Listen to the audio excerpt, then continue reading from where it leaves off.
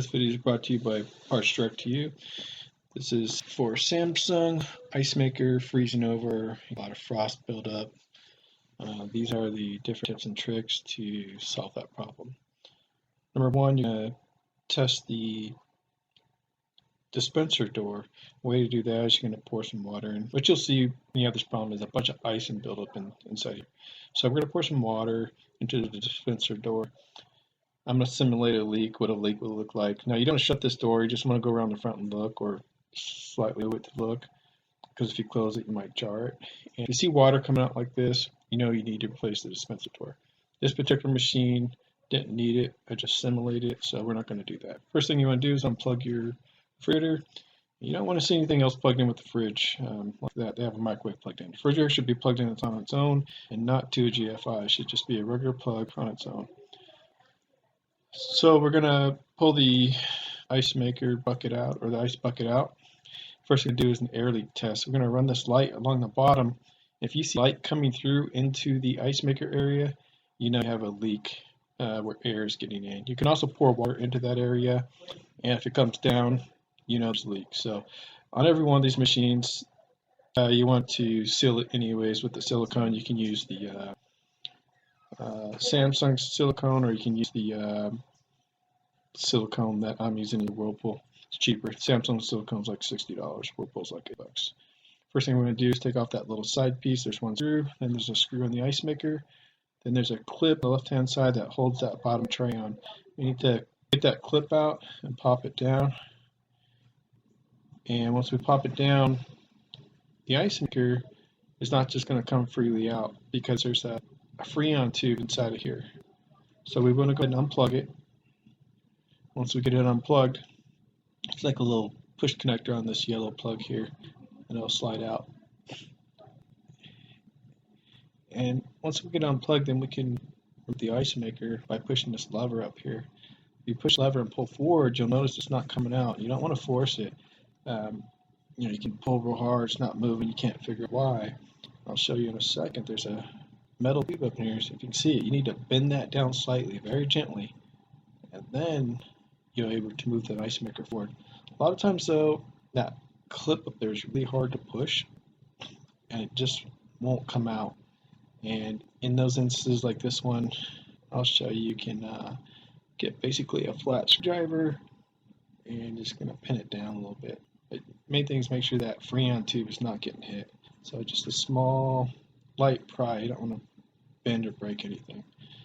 Once you get the ice maker clip off, it should pull freely out. Just be careful, go slow, don't hit this Freon line. If you break this Freon line, your machine's trash.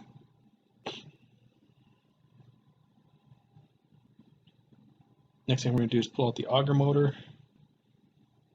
Make sure there's no ice buildup in there. Defrost it thoroughly before you attempt this job. If you have ice buildup in there, don't use a hair dryer like these guys are saying. You will ruin your machine. You do not want to heat up that plastic, or you do not want to heat up that Freon tube. It's two dangerous things to do that'll make your machine go straight to the trash. After you get everything out, you want to thoroughly dry the inner area. Stress enough, needs to be thoroughly dry so that when we put the silicone in, it can have something to stick to. So you can see what I'm talking about here, nice and dry. After I get it completely dry, I'll run a paper towel there to dry it out.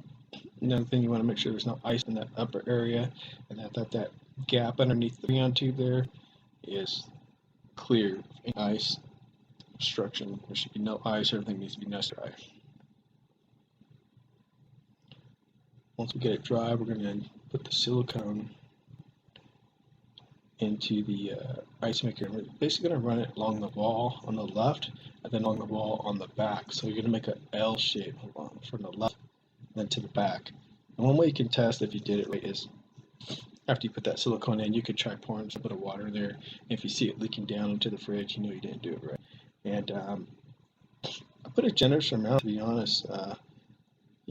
I don't think that you can use too much. I mean, obviously you don't want a big glob first getting over the ice bucket, but you want to make sure it's thoroughly sealed. And one problem we have is these ice containers are pulling away from the cabinet after a few years.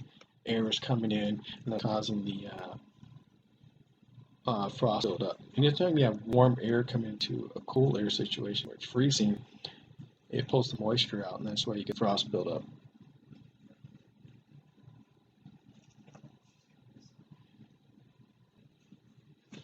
If the silicone's not cut out good enough, go ahead and cut the tip a little bigger, and yeah, like that. So there's a nice good area for it to come out. Cut it at a slant, and you're just gonna put in, squeeze it in, and be thorough with it. Make sure you miss anywhere. Very important that no air is getting to this ice maker. That's the basis of the cause of the frosting up, is air coming from somewhere, or water spray coming from somewhere, or not draining properly. So we'll cover all those areas.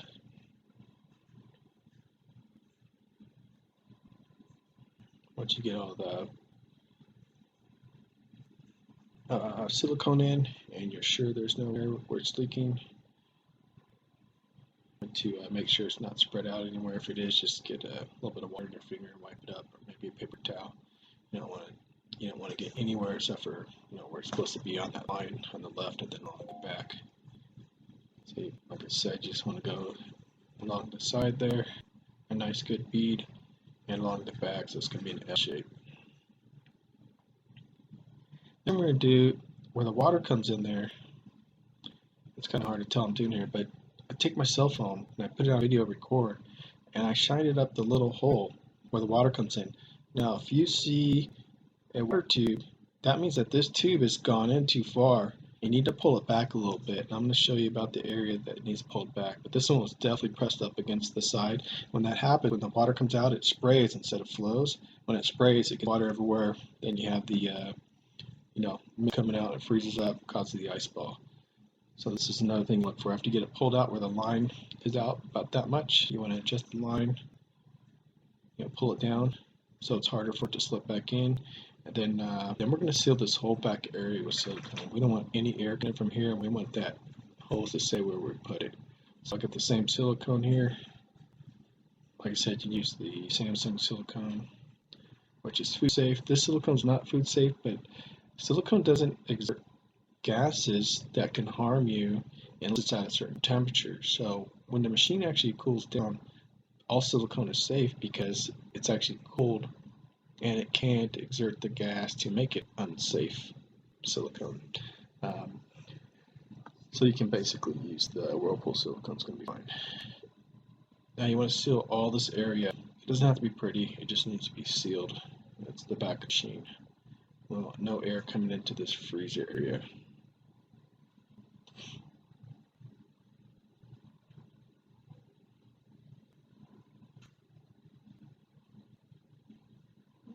There we go, everything's sealed up. Now we're going to put the auger motor back in, auger assembly, make sure there's no foam broken, the fan's not broken, no broken wires. If it is, you're going to need to replace that. Also, if all else fails, Samsung says you may need to replace that because there's a sensor and it could go bad. But that's the last part you want to do, honestly. It's very expensive. So when you put the ice maker back in, I'm just going to slide it in carefully, paying attention for that Freon tube. And to be honest, I forgot to video on this one to put the Y clips in. The Y clips are a kit that I showed at the very beginning. They basically look like a wide piece of metal. You're going to put that on the Freon tube before you put the ice maker in. And those Y clips will help it drain properly when it's in defrost mode. So when you slide it in correctly, you'll feel it snap, and it'll slide into the top. There's a couple grooves. And you're going to take that Freon line, you're going to press it up as you can, and it's going to want to kind of not go in all the way. So when you put this bottom piece back on, it's going to kind of fight you. And what I was doing there was looking to see if the Y clips are still in the down position, because sometimes we put the ice maker in, the Y clips move. You want them to stay pointing down. And like I said, then we'll try and fight you. It needs to go up in. There's a screw on the right, and then there's a clip on the left. And when it's in properly, that clip on the left will stay clipped. What I like to do is put the screw in, but don't tighten it down all the way, and then push the clip up on the left and make sure it's in good. Use the bottom of my screwdriver, because it's really hard to get leverage in here, and it's actually harder than it looks. It takes bit of strength. Once you have the clip up in there all the way, you're going to want to tighten down that screw.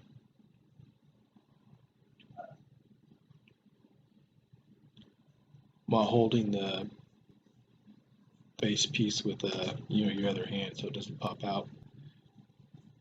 And we'll get a good look at that clip. There you see the clip on the left. It's holding that piece on the left. Although if it doesn't hold in on the left, it might not drain correctly, then you're going to be back to square one. So make sure that clip is in.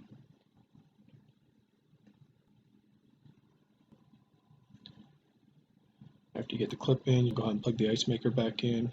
Make sure you plugged in that auger motor. Also that auger motor, when you slide it in, there's a little piece at the bottom that'll clip in. There's a little routing there where the wires go. Once you get into place, you can go ahead and put the cover back in. Make sure there's no wires being pinched by the cover. The cover goes on and then slides forward into a little groove, and then you can put the screw on.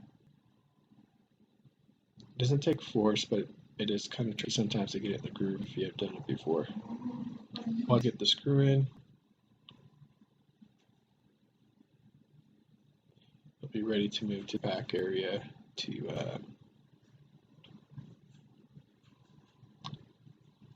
see what's going on there. Before we do that, we're going to go ahead and show you how to reset the ice maker. And you have to do this with it on. So when the machine is on, you're going to go ahead and hold down this blue button on the side, and that's going to reset the ice maker. You hold it down for about 15 seconds and you hear a little ding.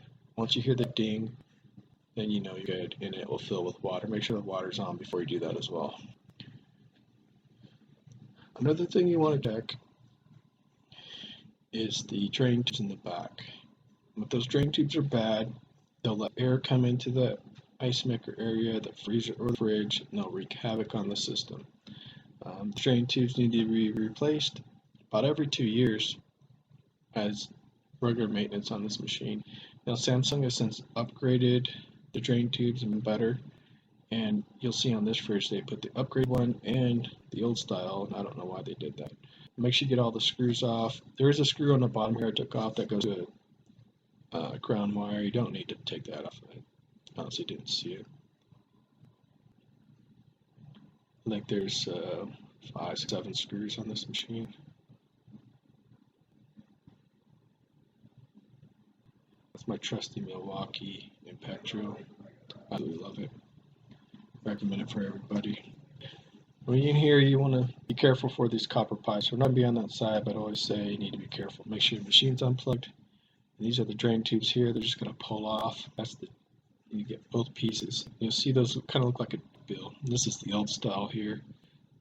And if they crack or they get clogged, that's where we're having the problems. I tend to order just one number. There's different part numbers have different lengths of the drain tubes. To be honest, you can just trim them. So you carry the one part and then you trim them down to fit. And I'll show you here what I'm talking about.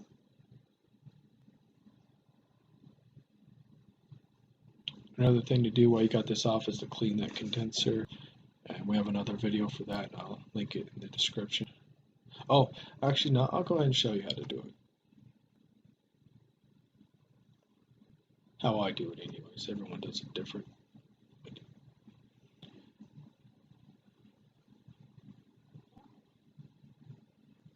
You'll see here, this hose is too long and it can't really go in without pins, so I'm just going to take a pair of scissors if you have them, give it a nice clean cut, and try to cut on the side that doesn't have the hole toward the bottom.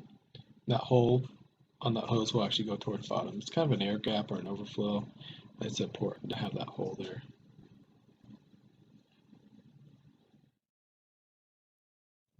It'll come nice and snug.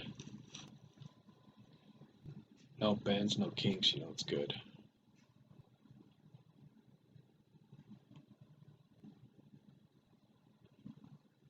Now you repeat that process for the other ones. Here again, you know, it's too long. You want to trim from the top. If you do trim from the bottom, I'll show you about the max that you can trim off the bottom. This coming off the top here, you'll see it's still a little too long.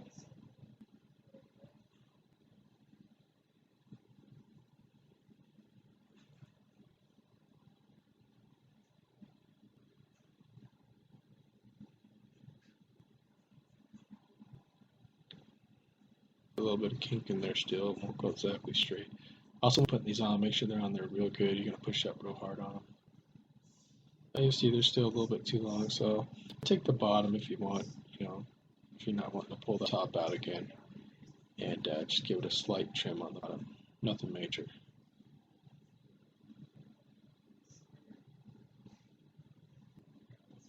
You can take out that much or maybe slightly more. Other than that, you need to go to the top.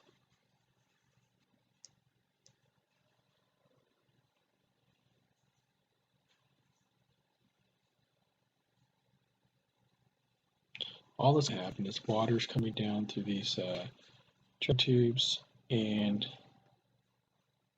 going in. Now this is the new style, and you'll see this piece on the left is a much better design.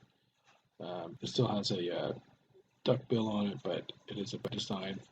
And if you look at them, you inspect them, and you feel like you need to replace them, then you can go ahead and clean them out. But make sure they're not drying out or cracking or any stiffness to them. They need to be able to flex, and water needs to come through there. Then they need to close so air doesn't come in. When they crack or they get old, air comes in from this heated area down here, gets into the cool area, then we get the frosting.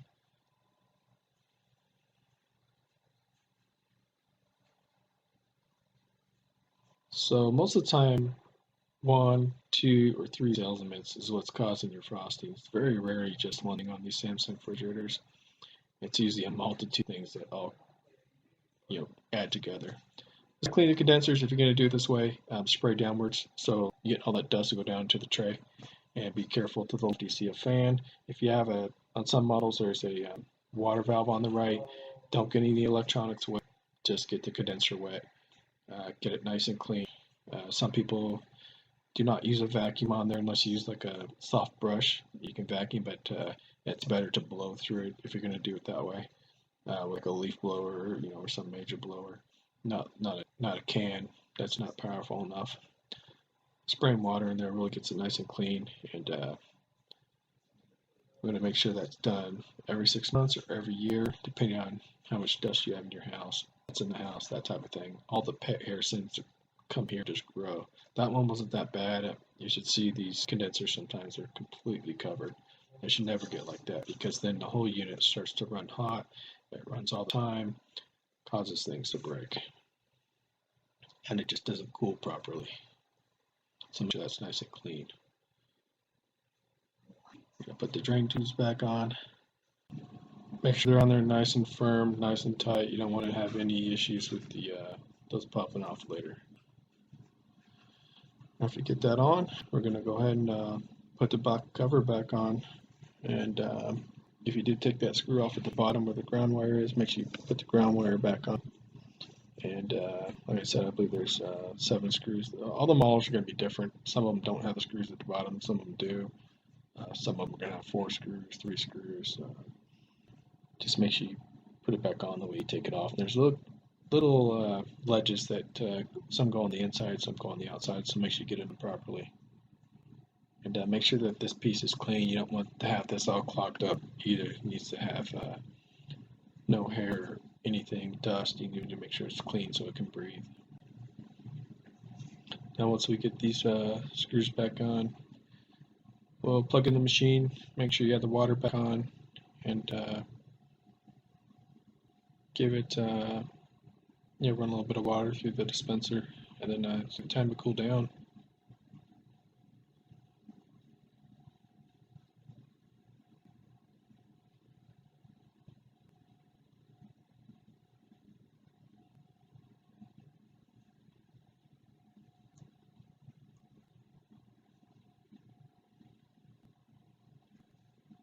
The screw for the ground is flat, the other ones are pointy. I put that screw in the wrong place, so if you do pull that ground screw out, it's flat on the end. It's like a machine screw.